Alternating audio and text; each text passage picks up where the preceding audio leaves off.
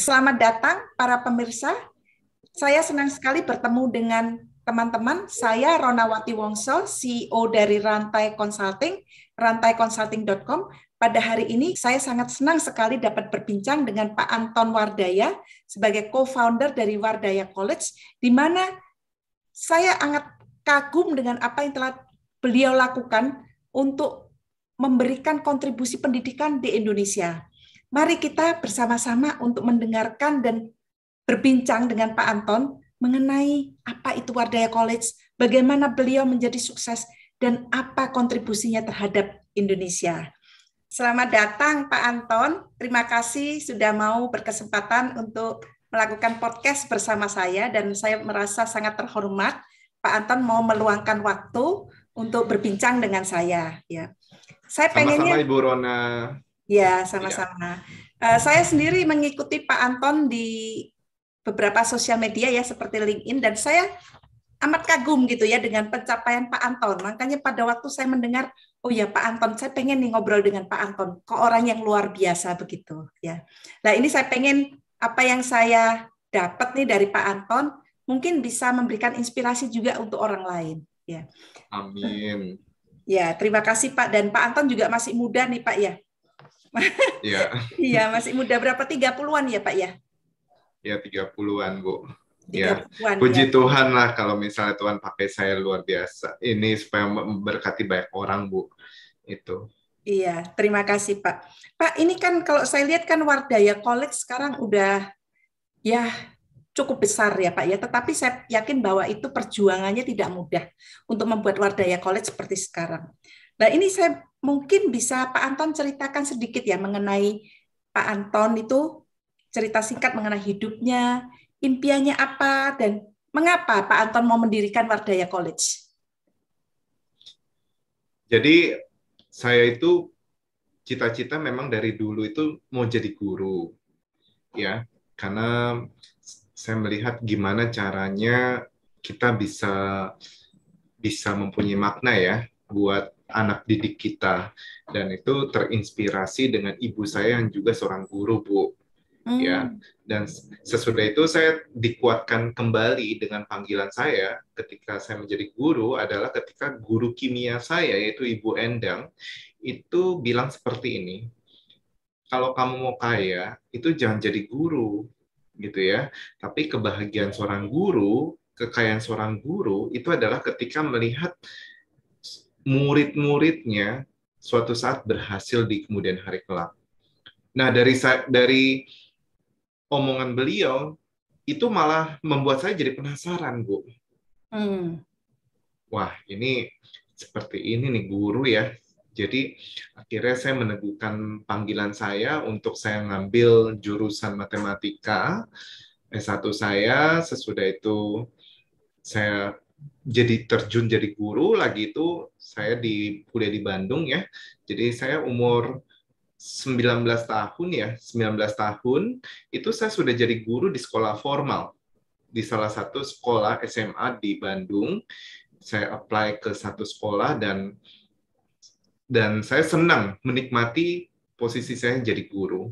Dan sesudah itu saya jadi asisten dosen juga. Dan kenapa saya mendirikan Wardaya College? Jadi lagi itu saya pernah kerja ya di Singapura, terus habis itu saya kembali ke Indonesia, terus saya melihat melihat Indonesia itu potensinya besar sekali anak-anaknya, Bu. Jadi saya sudah mengitari 30 dari 34 provinsi dari Aceh sampai Papua. Saya melihat banyak sekali anak-anak Indonesia yang punya bakat dan minat, tapi mereka tidak punya kesempatan yang sama mungkin ya, seperti di kota-kota besar. Nah, saya mendirikan Wardaya College itu untuk saya bisa mengembangkan bakat dan minat talenta dari anak-anak Indonesia ini dari Aceh sampai Papua. Itu mungkin gambaran singkat tentang Wardaya College ya, Bu. Ya.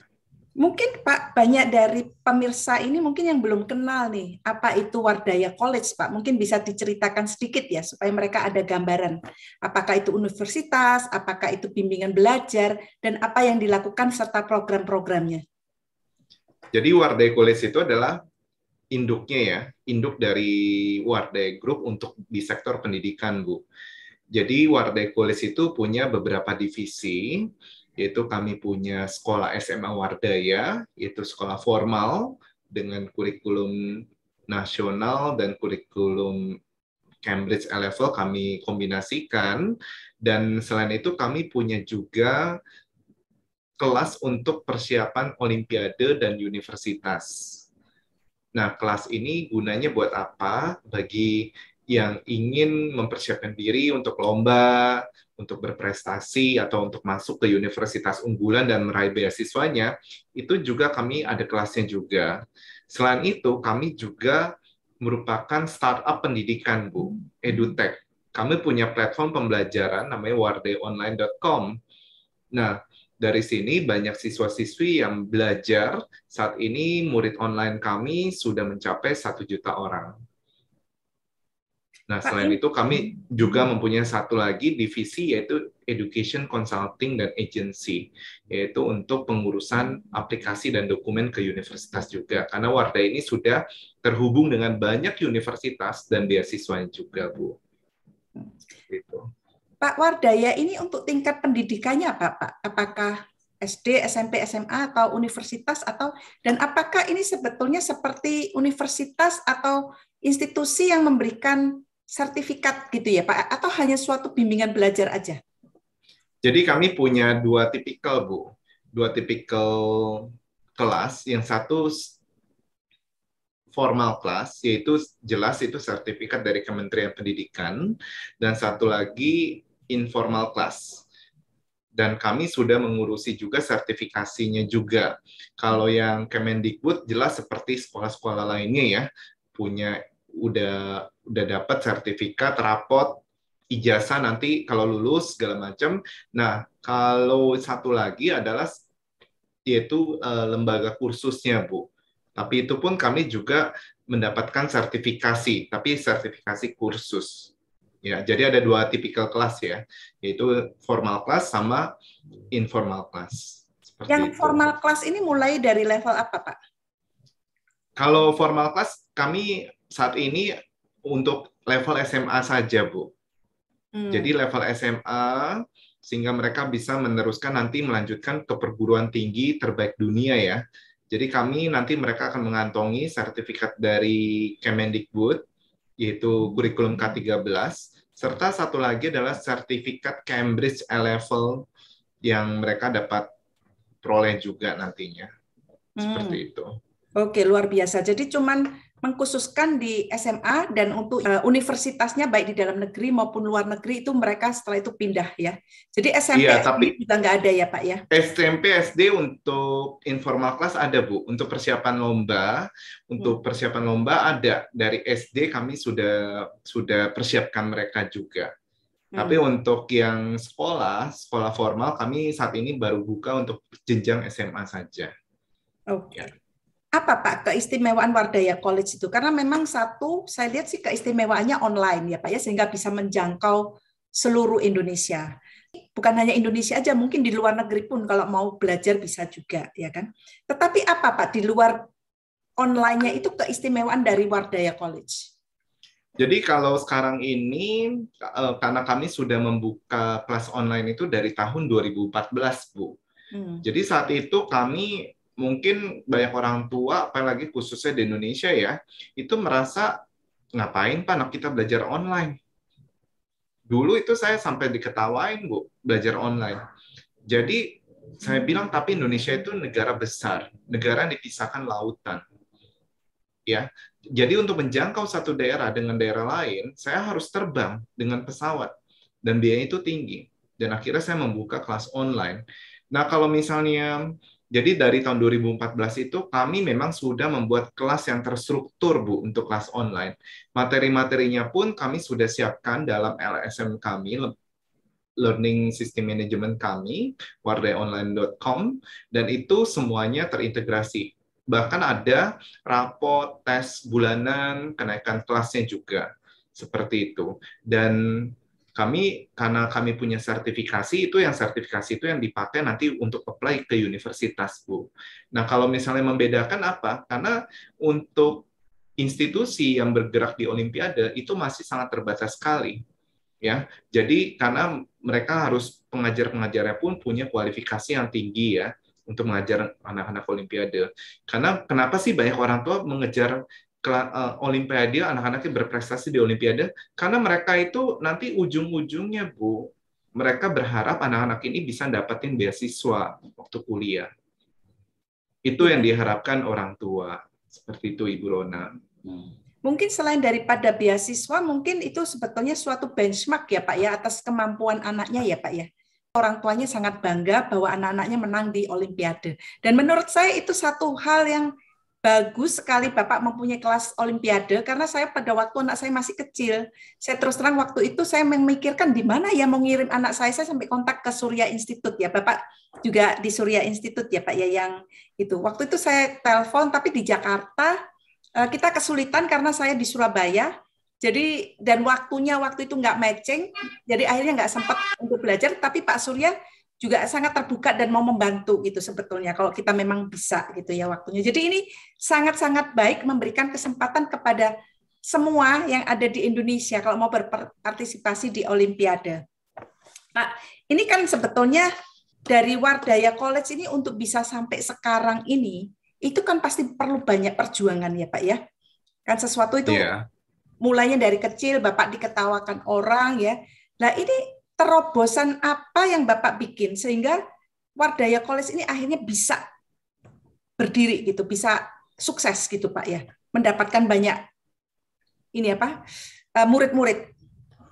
Nah kalau untuk sukses ya tentu kuncinya adalah sabar ya. Jadi apalagi pendidikan ya. Kalau kita lihat pendidikan itu bukan kayak bikin kayak e-commerce gitu ya, kayak jualan baju atau jualan makanan langsung dapat ini ya kelihatan hasilnya. Kalau pendidikan menurut saya itu kayak orang nanam pohon, Bu. Nanam pohon, terus disiram, ditanam, disiram, dipupukin, baru kelihatan kan hasilnya beberapa tahun kemudian pohonnya jadi tumbuh besar. Nah, benih-benih itu adalah anak-anak itu, Bu. Kadang-kadang kalau saya lihat orang yang mau bergerak di pendidikan, nah mungkin akhirnya jadi sedikit ya, karena nggak sabaran melihat hasilnya. Nah kalau saya kuncinya adalah kalau kita tekun, kita melakukan dengan sepenuh hati, dan akhirnya hasil-hasilnya itu kelihatan. Makanya saya melihat apa yang guru saya katakan itu benar. Sekarang itu saya melihat murid-murid saya gitu ya sudah pada berhasil. Salah satunya adalah Dr. Karina Jo yang penemu vaksin AstraZeneca. Seperti itu. Jadi kalau kita lihat bahwa kalau orang lihat Wardaya College sudah sebesar ini, gitu ya, tapi kan orang nggak melihat waktu saya berdarah-darah. Bleedingnya seperti apa. Diketawainnya seperti apa. Dulu mungkin nggak banyak orang yang cari saya. Seperti itu. Tapi ketika saya tekun, saya tahu apa yang saya lakukan ini adalah untuk kebaikan Indonesia, gitu ya. Saya terus melakukan. Saya cuma bilang sama Tuhan, saya berdoa seperti ini. Tuhan, jika Tuhan ingin saya membangun Indonesia, Tuhan kirimkan orang-orang yang punya hati buat Indonesia. Saya cuma berdoa seperti itu loh, Bu. Dan akhirnya Tuhan sampai sekarang ini, kita sekarang ini di tim Wardaya College itu ada 50 orang yang sudah bergabung menjadi staff full-time kami. Dan itu orang-orang yang punya hati buat untuk membangun Indonesia. Itu salah satu pertanyaan saya, Pak. Karena untuk suatu institusi pendidikan bisa berhasil, itu kan sebetulnya dari kualitas ya, Pak ya. Dengan kualitas yang baik, itu akan attract atau menarik murid, ya kan. Nah, ini bagaimana kualitas daripada guru-gurunya, dan apakah guru-guru itu semuanya hanya di Jakarta atau ada di seluruh Indonesia? Jadi guru-guru itu kalau sekarang itu berasal dari berbagai daerah, Bu. Tapi mereka harus tetap bekerja di Jakarta. Seperti itu ya. Jadi tetap dari daerah Sumatera sampai Maluku gitu ya, sampai Papua pun kita ada, Bu. Guru-guru dari daerah-daerah. Seperti itu. Karena di Warda itu adalah sistemnya adalah Kebhinneka Tunggal Ikaan. Dan kami memang untuk standar guru itu adalah sekarang ini kebanyakan kami merekrut minimal harus S2, Bu. Karena itu banyak sekarang ini yang pengajar-pengajar S2 pun sudah pada bergabung di Wardaya. Yang penting standar ya. Standarnya kalau kita punya standar tinggi gitu ya, pasti yang lainnya juga mengikuti standar kita. Termasuk materinya pun. Materi yang diajarkannya pun jauh lebih dalam, Bu. Dan ketika untuk masuk ke Wardaya, mereka harus mengikuti tes masuk kami yang diadakan setiap bulan Desember maupun bulan Juni.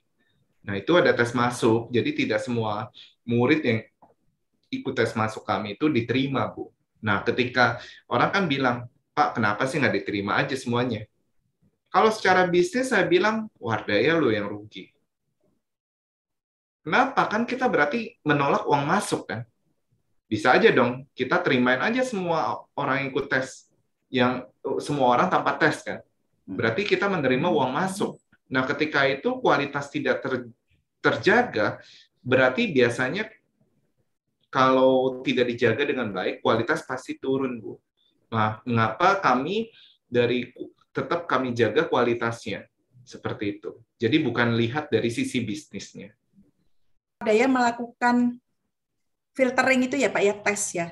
Sebetulnya salah satu misinya itu kan memberikan kesempatan kepada semua orang yang mau untuk memajukan diri ya. Jadi dengan adanya filtering itu sebetulnya anak-anak yang dari provinsi-provinsi yang mungkin kurang dari segi standar pendidikan, itu kan akhirnya tersaring tidak bisa masuk ke Wardaya, Pak. Jadi makanya itu kan tidak sejalan dengan visi atau misi Bapak yang tadi disebutkan di depan. Tentu gini, Bu, karena kami ingin membangun daerah-daerah pelosok juga ya. Tentu standar Jakarta, kota-kota besar dengan daerah-daerah tentu ada perbedaan. Tidak disamakan. Dan kami pun ada tingkatannya, Bu. Di Wardaya ada tingkatan muda, sedang, kelas muda, beginner, intermediate, sama advance. Jadi kalau misalnya ada anak-anak yang memang mereka punya potensi, kami lihat ya, dari hasil tes masuk tersebut.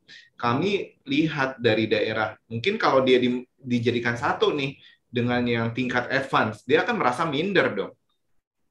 Waduh, nanti dia jadi malu gitu kan, dia jadi nggak mau bertanya lagi seperti itu, dan akhirnya dia jadi mundur. Nah, makanya kami persiapkan mereka dari kelas beginner dulu, Bu.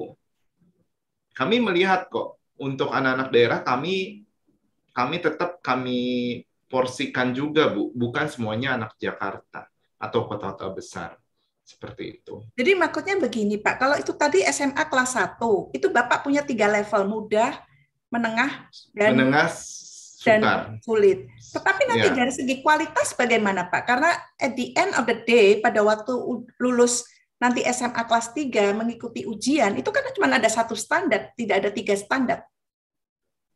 Tapi kan yang standar muda itu kan standar yang memenuhi standar nasional, Bu. Minimal. Seperti itu. Kalau ya anaknya misalnya standarnya udah lebih maju, advance, ya berarti dia akan lebih istilahnya mau lebih ahli di bidang itunya kan. Misalnya di matematika, dia pasti ahli di bidang matematika. Tapi minimal muda itu adalah memenuhi standar nasional, Bu. Berarti pada waktu melakukan ujian nasional, itu nanti standar ujian nasional, tapi mungkin dari segi nilainya mungkin bisa berbeda antara yang mudah dan yang udah advance ya Pak ya, karena materi-materi yang diberikan ya. Materi-materi yang diberikannya juga pasti yang advance lebih susah ya, seperti itu. Tapi kan itu yang saya bilang, tidak semua anak itu disamaratakan. Jadi untuk memajukan satu Indonesia, saya bilang, saya nggak bisa melihat dari kacamata, oh ini anak Jakarta sama dengan anak di luar Pulau Jawa. Itu kan gap-nya terlalu jauh, Bu. Kesenjangannya. Nah, makanya kenapa kami buat 3 level itu. Sehingga kenapa? Anak-anak yang mungkin yang sudah merasa bisa, dia kan tidak akan merasa bosan. Di kelas yang mudah dong. Kalau misalnya disamaratakan, dia akan merasa, kok pelajarannya kayak diulang-ulang lagi gitu kan, atau misalnya kami udah bisa kok Pak, ngapain lagi kami belajar yang ini, kami mau sesuatu yang menantang. Nah, tapi kalau misalnya anak-anak yang masih tertinggal, tapi kan dia harus memenuhi standar nasional dong, Bu, kurikulum nasional. Dia merasa harus mengejar ini standar nasionalnya. Tapi kalau dipaksakan untuk level advance, dia merasa ketinggalan dan merasa minder. Nah, itu yang saya bilang, setiap anak itu disesuaikan dengan kemampuan mereka. Itu. Yeah. Oke, terima kasih Pak. Pak, itu kalau saya lihat ya, Pak Anton ini kan pendiri dari Wardaya College ya. Dan saya lihat itu ada co-founder, ditulisnya co-founder. Jadi sebetulnya nih ada siapa lagi nih Pak untuk foundernya Wardaya College ini? Jadi ada satu teman saya dari Singapura, namanya Pak Gunawan, ya. Dan beliau itu lebih ke teknikalnya, Bu, ke IT-nya, yang membantu sistem infrastruktur di IT. Seperti itu. Kalau saya lebih ke konten, lebih ke istilahnya sistemnya lah ya. Tapi kalau infrastrukturnya seperti IT-nya, IT support itu dari Pak Gunawan. Jadi ini kalau tadi, awalnya berdua seperti itu. Ini tadi Bapak sebutkan bahwa murid Wardaya ini sudah ada 1 juta ya Pak ya.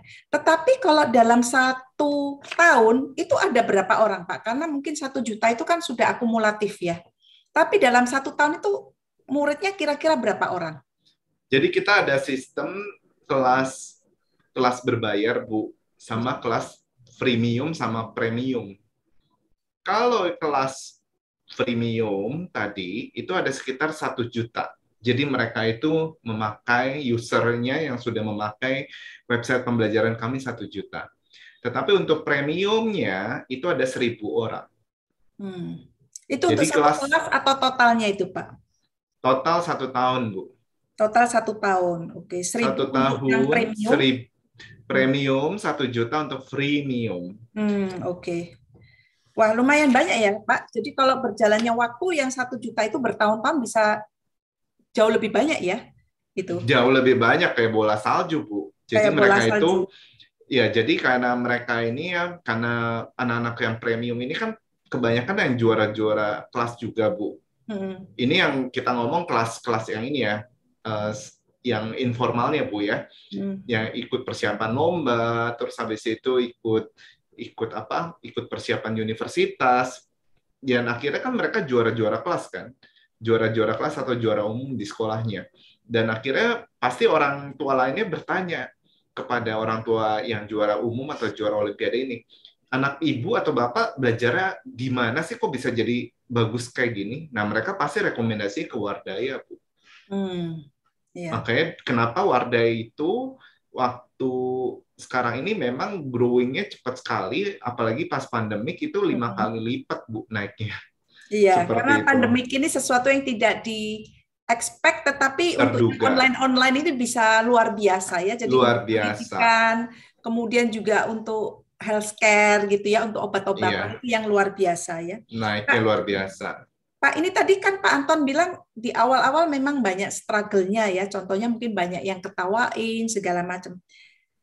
Tetapi selain daripada itu apa Pak, ya struggle Pak Anton dan bagaimana Pak Anton itu bisa mengatasi sehingga bisa menang gitu dari struggle itu?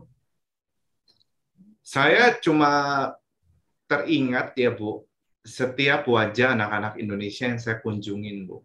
Saya ke Aceh, saya ke Mentawai, saya ke Kalimantan, Sulawesi, Papua, Maluku, Nusa Tenggara dan lain-lain ya, Jawa ya.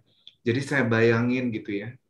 Saya lihat wajah-wajah mereka tuh butuh gitu ya. Dan saya bilang, capek nggak? Capek Bu waktu pertama kali. Tapi saya bilang, saya harus lakukan ini. Kenapa? Saya pengen melihat mereka tuh punya masa depan. Mereka harus punya harapan. Jadi waktu saya membuat video pembelajaran, saya bayangin capek nggak? Saya mesti kerjain itu jam 12 malam. Bu. Kenapa jam 12 malam? Karena kan yang lain udah pada tidur, terus habis itu suasana paling tenang, nggak ada maksudnya nggak ada suara yang berisik gitu ya. Dan saya bisa bikin rekaman itu lebih bagus, seperti itu. Jadi jam 12 sampai jam 2 pagi, saya biasanya buat rekaman. Itu selama 2 tahun, Bu. Dan akhirnya, rekaman-rekaman video yang saya buat itu akhirnya jadi. Dan sekarang saya melihat apa yang saya tabur kemarin itu sudah dinikmati banyak orang. Banyak anak itu merasa bersyukur, berterima kasih. Semua video yang saya buat itu berguna buat pembelajaran mereka. Jadi kalau misalnya kekuatan saya apa? Kekuatan saya ya, saya melihat wajah anak-anak itu, Bu. Kalau nggak kuat ya, istilahnya 2 tahun gitu ya, ngerjain yang hal seperti itu, dan istilahnya tidak dibayar kan? Tidak ada yang bayar, karena saya pengen membuat sesuatu yang berbeda buat Indonesia. Jadi termasuk bahasanya pun, saya sudah sesuaikan dengan bahasa di daerah-daerah. Ritmenya pun juga sama. Kalau terlalu cepat, anak-anak di daerah itu, karena masih kesulitan dengan bahasa, mereka sulit untuk mencerna. Makanya saya pun dari tulisan, bahasa, itu saya buat semudah mungkin. Pak, ini kalau dilihat ya, kalau saya baca dari yang saya tahu ya, Pak Anton itu kan umur 14 sudah ditinggal oleh ayah ya, sehingga tinggal dengan ibu ya. Dan hidup dalam suasana yang tidak terlalu cukup lah ya dari segi finansial ya. Nah ini Bapak mulainya ini bagaimana Pak ya dari segi finansialnya ini kan Bapak apakah mendapatkan pendanaan dari luar atau bagaimana Bapak untuk bisa bangkit gitu loh Pak untuk Wardayanya ini? Karena sektor pendidikan itu kan cuma modalnya kan nggak besar, Bu. Cuma butuh otak sama pen, sama kertas. Beda ya kalau kita jualan baju atau jualan makanan, berarti kan kita mesti siapin semua alat dapur atau apa. Tapi kalau ini kan yang penting modal otak, kertas, sama pen. Nah, kenapa sih saya mendirikan Wardaya? Saya bilang, dulu itu saya tidak punya kesempatan untuk belajar sesuatu yang lebih ya. Jadi ketika saya masuk ya, saya mau belajar kursus gitu ya, bahasa Inggris atau matematika atau apapun gitu ya.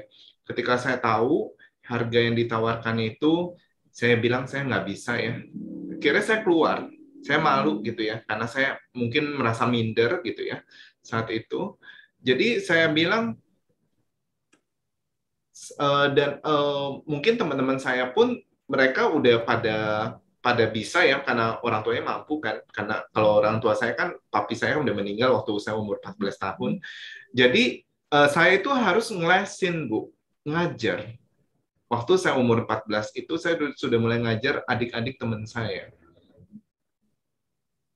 Jadi kalau misalnya teman-teman saya mungkin jam 8, jam 9 udah pada tidur, saya jam 7, jam 8 tuh baru pulang ke rumah, naik metro mini gitu ya, naik bis umum. Dan saya masih mesti ngerjain tugas sekolah. Jadi sekarang ini saya memang membuka Wardaya ini untuk mengubah nasib anak-anak yang punya keadaannya sama seperti saya dulu. Saya memberikan beasiswa penuh kepada anak-anak yang berpotensi, tapi keadaan ekonominya perlu kami bantu. Kenapa? Karena saya percayalah lewat pendidikan keadaan itu bisa berubah. Dan itu sekarang saya sudah melihat banyak murid-murid saya yang sudah saya berikan beasiswa itu sekarang sudah mengubah nasibnya juga. Ya, itu saya percaya Pak. Memang juga saya dari ibu saya itu dari kecil juga kita udah dikasih tahu yang bisa merubah nasib itu education, pendidikan. Ya, jadi makanya kita perlu belajar mendapatkan pendidikan yang baik dan belajarnya setinggi mungkin. Apakah nanti saya itu dipakai apa enggak dalam artian apakah ibu rumah tangga atau tidak ada sesuatu yang terbuang. Pendidikan itu selalu melekat di otak. Jadi apakah kita itu dalam pekerjaan, dalam rumah tangga itu pasti kepake gitu. Kalau kita tidak dipakai dalam pekerjaan, mungkin di dalam keluarga, di dalam mendidik anak dan lain-lain. Memang pendidikan itu amat sangat penting ya. Iya. Pak, ini sekarang kan salah satu impian Pak Anton kan udah tercapai nih untuk Wardaya College. Nah, ini apakah masih ada impian-impian lain, Pak, yang ingin dicapai? Impian lainnya masih banyak, Bu. Jadi memang kalau Tuhan mengizinkan, tahun 2024 itu saya ingin terjun ke government, ke pemerintahan. Jadi sekarang ini pun saya sedang mengambil S2 tentang public policy, kebijakan publik. Jadi memang di tahun 2024 itu saya memang ada rencana saya ingin terjun ke pemerintahan. Kenapa sih Pak mau terjun? Padahal Bapak sudah enak gitu ya, posisinya sudah istilahnya dengan bisnis seperti ini gitu ya. Sebenarnya sudah enak. Saya bilang dengan saya terjun ke pemerintahan, saya bisa memberikan impact lebih banyak lagi untuk Indonesia.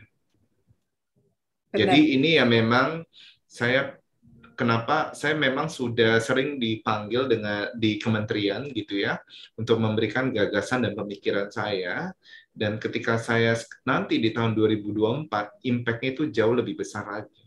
Ini jika Tuhan mengizinkan lah ya, dan itu memang kalau jalannya ke sana seperti Ya, itu. amin Pak, amin, amin. Iya. Ini menurut Pak Anton apa yang Pak Anton consider sebagai berhasil dengan visi dan misi Pak Anton? Kalau visi misinya ya tentu tadi ya, dengan pendidikan kita bisa meningkatkan kualitas sumber daya manusia kita. Apalagi di tahun 2025 sampai 2035 Indonesia itu akan mengalami namanya momentum bonus demografi, Bu. Di mana usia produktifnya jauh lebih besar, 70% dibandingkan usia non produktifnya. Nah, kalau hal ini tidak ditangani dengan baik, Bu, ya, itu akan menjadi mara bahaya buat kita semua. Kenapa? Karena kalau kita lihat sekarang ini banyak pekerjaan yang mulai digantikan oleh mesin atau robot ya, atau komputer. Nah, sedangkan sumber daya manusia kita mempunyai indeks pendidikan yang masih sangat rendah. Level pendidikan kita masih sangat rendah, tapi banyak pekerjaan yang mulai digantikan oleh mesin atau robot. Sehingga kenapa? Orang butuh makan nggak? Tetap butuh makan. Butuh pekerjaan nggak? Untuk menafkahi keluarganya? Butuh.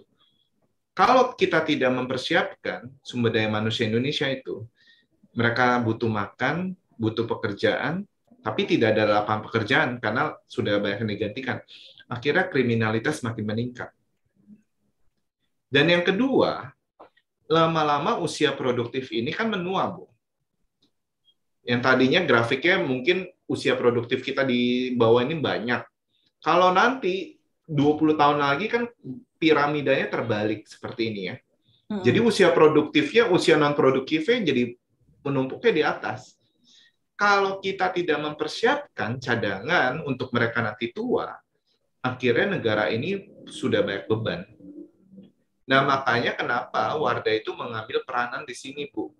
Kita mempersiapkan anak-anak mereka menuju universitas unggulan, mereka mempersiapkan mereka ke berprestasi di olimpiade gitu ya.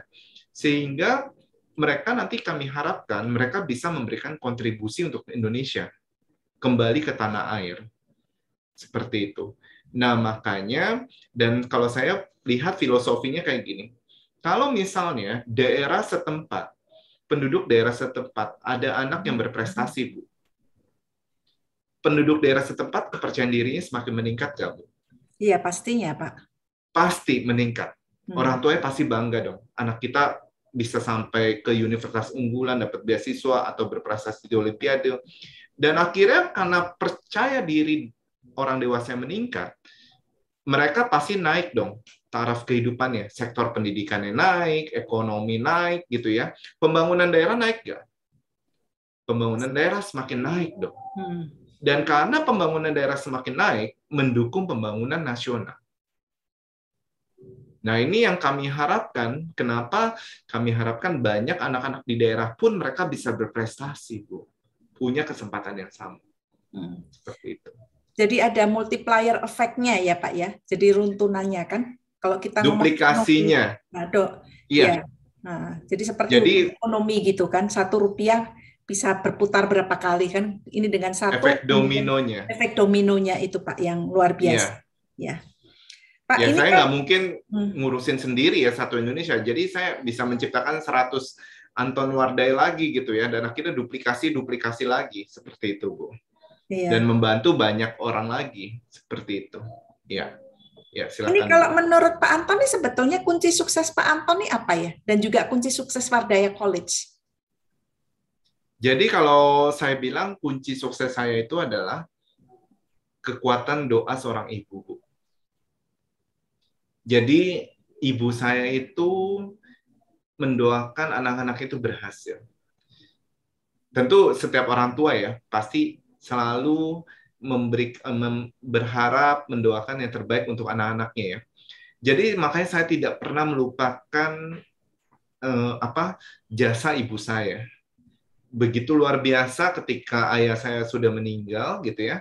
Terus ibu saya itu harus jualan plastik juga, Bu. Dari pasar ke pasar sampai akhirnya turun bro. Dan itu saya bilang, saya harus membahagiakan ibu saya segera mungkin. Kenapa? Makanya kenapa dari S1 sampai S3 saya cuma 8 tahun, S1 saya 3,5 tahun, S2 saya 1,5 tahun, S3 saya 3 tahun. 8 tahun, supaya kenapa? Saya ingin tunjukkan, saya dulu mungkin tidak punya kesempatan ya, untuk saya bisa membahagiakan papa saya. Tapi untuk ibu saya harus berusaha secepat mungkin, nunjukin. Dan itu yang menginspirasi saya, menyemangati saya. Capek nggak? Capek, sambil kerja, sambil bangun usaha, seperti itu. Dan yang kedua, karena saya kan membangun usaha itu bukan dari modal orang tua, modal sendiri. Dari istilahnya yang saya tabung gitu ya, akhirnya saya bisa membangun Wardaya Kulis itu sebesar ini. Jadi kalau orang tanya, ya istilahnya mereka lihat saya dari berdarah-darahnya gitu ya, dari yang sampai yang dulunya nggak dianggap sampai yang dianggap gitu loh. Nah itu saya memang membangunnya one by one lah Bu, seperti itu. Dengan modal sendiri, tidak ada bantuan dari orang lain gitu ya, tidak ada dana dari luar pun tidak ada sama sekali. Ya Jadi saya tentu dengan gitu ya Pak. kenapa Bu? Ketekunan Ketekunan, kesabaran tadi yang saya bilang. dan Ya mimpi ya jadi Pak ya. dan mimpi. Dulu Hmm. saya dulu nggak pernah bisa naik pesawat Bu. Kalau dulu teman-teman saya waktu liburan sekolah, mereka itu cerita, oh saya baru pulang dari Bali gitu ya, mungkin dari Singapura gitu ya. Terus saya cuma membayangkan, oh Singapura seperti apa? Mungkin cuma lihat di gambar doang kan? Tapi saya bilang, suatu saat saya harus ke sana. Dan sekarang ini saya sudah mengitari 25 negara, termasuk Amerika pun. Itu. Ya puji Tuhan lah kalau saya bilang Tuhan itu luar biasa, ya. Ya. Pak, ini kan dengan adanya COVID ini ya Pak ya, Wardaya College kan seperti tadi yang dikatakan oleh Pak Anton naik 5 kali lipat nih ya. Nah, apa tantangan ke depan ya Pak ya? Kalau saya bilang dengan adanya COVID seperti ini akhirnya membuat orang jadi lebih cepat, Bu. Orang Indonesia lebih cepat digital. Dulu kalau pas kita selalu bilang belajar online, mereka bilang ngapain anak kita belajar online? Kelihatannya aneh gitu kan. Tapi dengan adanya COVID, akhirnya mau nggak mau semua orang Indonesia itu harus jadi online. Tadinya mungkin dulu tidak terbiasa dengan pembayaran e-money gitu ya, atau pakai Gojek online gitu kan, ojek online. Sekarang ini mau nggak mau harus pakai kayak gitu kan. Nah ini termasuk pembelajaran, Bu. Nah karena pembelajaran ini sudah memakai online, akhirnya membuat pembelajaran kita seharusnya semakin meningkat, semakin membaik kualitasnya karena mereka akhirnya jadi belajar dari sumber ini, sumber itu gitu ya. Dari berbagai sumber akhirnya jadi lebih banyak tahu ya, seperti itu. Ya, tapi tentu tetap harus ada interaksi ya kalau menurut saya. Jadi diperlukan kalau di pembelajaran itu adalah hybrid ya. Tetap hybrid learning itu tetap diperlukan. Onsite-nya tetap nggak perlu ketemu, Bu. Karena pendidikan itu nggak bisa kalau tanpa sentuhan manusia ya. Itu. Pak, itu tadi kan Pak Anton katakan sekarang Wardaya ini ada 50 orang ya Pak ya. Itu gurunya berapa orang Pak? Staffnya Bu ya. Staff di Wardah itu ada 50 orang, untuk gurunya itu ada 40 orang. Oh, jadi stafnya sendiri yang admin itu cuma sekitar 10 orang ya, Pak. Jadi 10 sangat ramping 10 gitu ya, Pak ya. ya 10 orang itu ada dari sekretariat, dari bagian keuangan, terus dari digital marketing, staff IT, Hmm. seperti itu. Hmm. Juga ini kalau saya lihat ya Pak ya, dengan makin banyaknya murid, mungkin salah satu tantangan Bapak itu IT mungkin ya Pak ya. Jadi bagaimana bisa menampung penambahan daripada murid-muridnya itu setiap tahun. Jadi dengan adanya teknologi, kita bisa mengajar di daerah manapun, Bu. Kedua, volumenya pun juga semakin bertambah, bisa bertambah. Karena sekarang ini misalnya kalau pakai Zoom ya, belajar pakai Zoom, kita ngajar 5 orang sama 20 orang sama nggak? Iya, Sama sama. aja. Sama aja. Sama aja. Seperti itu. Kalau misalnya kalau onsite berbeda dong, karena kapasitasnya juga pasti kelas yang dibutuhkan jauh lebih besar kalau 20 orang. Hmm. Tapi kalau dengan adanya teknologi, itu sebenarnya sama aja. Tapi kalau Bapak ini sebetulnya di Wardaya College ini banyak yang live-nya atau banyak yang video yang bisa on demand itu Pak, yang bisa dilihat sendiri? Sekarang ini kita ada live class-nya yang lebih banyak, Bu. Hmm. Live class lebih banyak, tapi ke depannya kita akan scaling up dengan video-video yang akan digerakkan oleh machine learning ya, Hmm. oleh artificial intelligence dengan teknologi itu langsung orang mau nonton ini materi A gitu ya, langsung integral, nah langsung diklik langsung muncul Hmm. seperti itu. Dan nanti ada kuisnya, ada soal-soal, ada pembahasan, nanti itu mesin yang akan generate ya semuanya itu. Hmm. Tahun 2022 ini kita akan launching seperti itu, sehingga Hmm. banyak sekali orang yang bisa belajar. Ah, ini kan Wardaya, ini kan misinya banyak sosial ya Pak ya. Jadi dari segi Bapak nih, apakah ada ketakutan untuk persaingan gitu Pak ya? Atau malah Bapak senang sebetulnya kalau banyak persaingan? Kalau saya bilang untuk memperbaiki kondisi di Indonesia, Bu, kualitas pendidikan di Indonesia, saya pikir itu bukan tanggung jawab cuma Menteri Pendidikan atau satu institusi saja, Bu.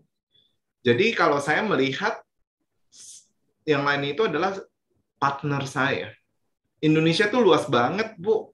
Mm-mm. Saya nggak mungkin kerjain semuanya ya, 270 juta orang langsung dikerjain sama Wardaya. Itu tidak mungkin. Jadi saya menganggap semua yang istilah pemain ya, pemain dalam sektor ini, itu partner saya semua. Kita saling melengkapi. Jadi bukan persaingan ya, kalau menurut saya. Jadi saya menganggap itu partner. Karena kita saling melengkapi, saya mungkin unggulnya di bagian ini, yang lain di bagian ini, jadi sehingga kualitas pendidikan kita semakin meningkat. Itu. Ini sekarang kan banyak yang tech-tech itu ya Pak, startup ya Pak ya. Apakah Ya, Wardaya EduTech. akan digiring ke sana, mungkin mau IPO atau apa sebagai startup atau bagaimana Pak? Untuk Kita sekarang ini udah menjadi education startup terbesar ketiga, Bu, di Indonesia. Jadi sudah kita memang belum masuk investor gitu ya. Tapi tahun 2022 kita memang ada rencana untuk soalnya sudah banyak investor yang sudah menanyakan ke Wardaya seperti itu. Tapi kami memang tahun 2021 ini kami sudah mempersiapkan segala macamnya sehingga tahun 2022 itu investor bisa masuk seperti Hmm. itu. Untuk men-scaling up kami punya program dan lebih cepat lagi. Ini dalam bentuk IPO atau apakah venture capital atau apa Pak ya? Atau private Tentu equity? nanti venture capital dulu, Bu. Tentu Hmm. venture capital sampai akhirnya nanti menuju IPO ya. Jadi Hmm. venture capital, ada beberapa venture capital VC itu yang sudah datang ke saya, sudah menghubungi saya gitu ya. Termasuk banyak sekali orang tua murid juga yang ingin juga memberikan kontribusi, Bu. Hmm. Seperti itu. Jadi ada dari orang tua murid ya, mungkin lebih ke crowdfunding gitu ya. Terus ada juga yang dari visi juga seperti itu.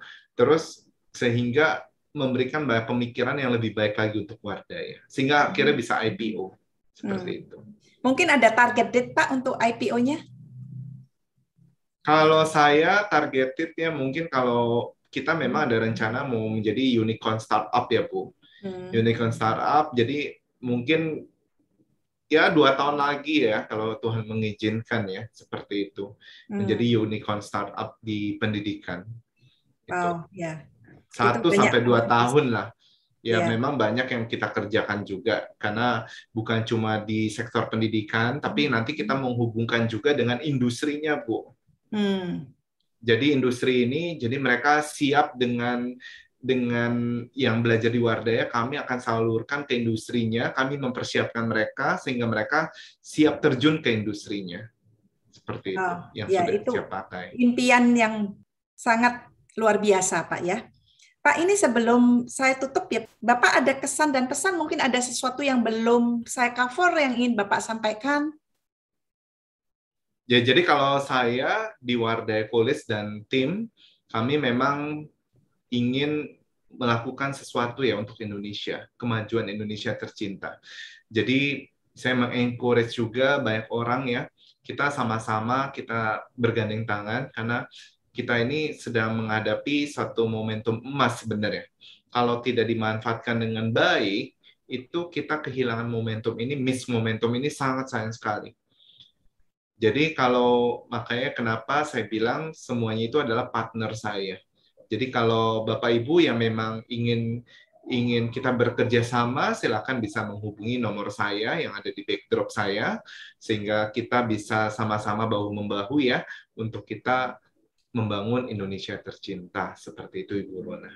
Ya, terima kasih banyak Pak Anton. Kita baru saja berbincang bersama dengan Pak Anton Wardaya, co-founder daripada Wardaya College, dan kita mendengarkan mengenai struggle Pak Anton dari kecil ya dan mulai mengajar di usia 19, kemudian pendidikannya dari S1 sampai S3 selesai dalam 8 tahun, dan apa yang sudah dilakukan untuk Indonesia dari segi pendidikan dengan mendirikan Wardaya College.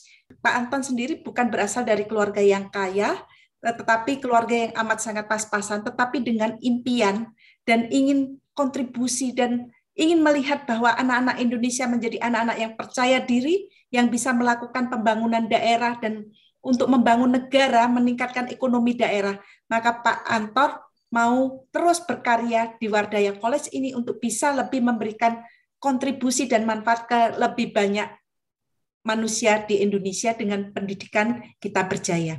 Terima kasih banyak Pak Anton. Terima kasih. Sama-sama Ibu Rona, sama-sama terima kasih para audiens.